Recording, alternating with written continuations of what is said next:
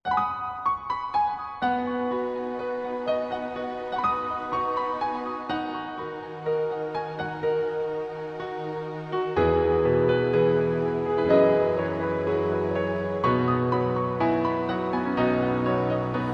វេលាកន្លងមានន័យព្រមតែពីស័យចិត្តស្មងលើប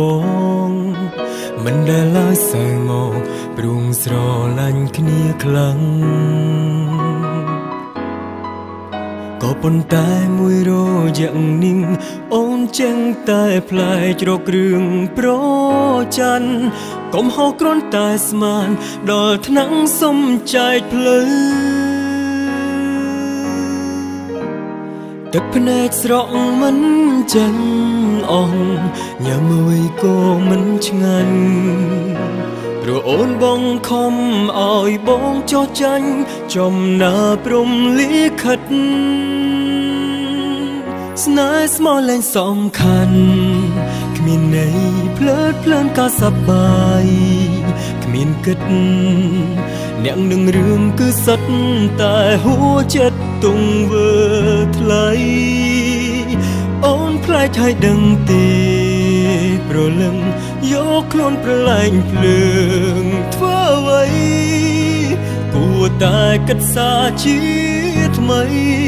កំណត់ហេតុស្នេហ៍ដល់ស្រីបានសរសេរដោយផ្ទាល់ដៃអានឡើងវិញ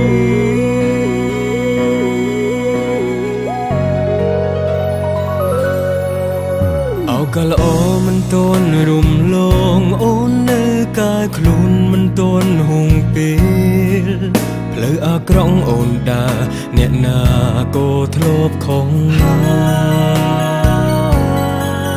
សំខាន់គឺមនុស្សដែលចេះយល់ព្រមទទួលស្គាល់ថាមានកំហុសហើយឈប់ដើរផ្លូវខុសលៀងទង់ដោយការស្មោះទឹកភ្នែកស្រក់មិនចឹងអស់ញ៉ាំអ្វីក៏មិនឆ្ងាញ់ព្រោះអូនបងខំឲ្យបងចោះចាញ់ចំណាព្រំលិខិតស្នេហ៍ស្មោះលែងសំខាន់គ្មានន័យភ្លើតភ្លើនក៏សប្បាយគ្មានគិតអ្នកដឹងរឿងគឺសិតតែហួចិត្តទុងវើថ្លៃអូនផ្លែកឲ្យដឹងទេព្រលឹងយកខ្លួនប្រឡែងភ្លើងធ្វើអ្វីគួរតែគិតសាជាថ្មីកំណត់ហេតុស្នេហ៍ដល់ស្រីបានសរសេរដោយផ្ទាល់ដៃអានឡើងវិញ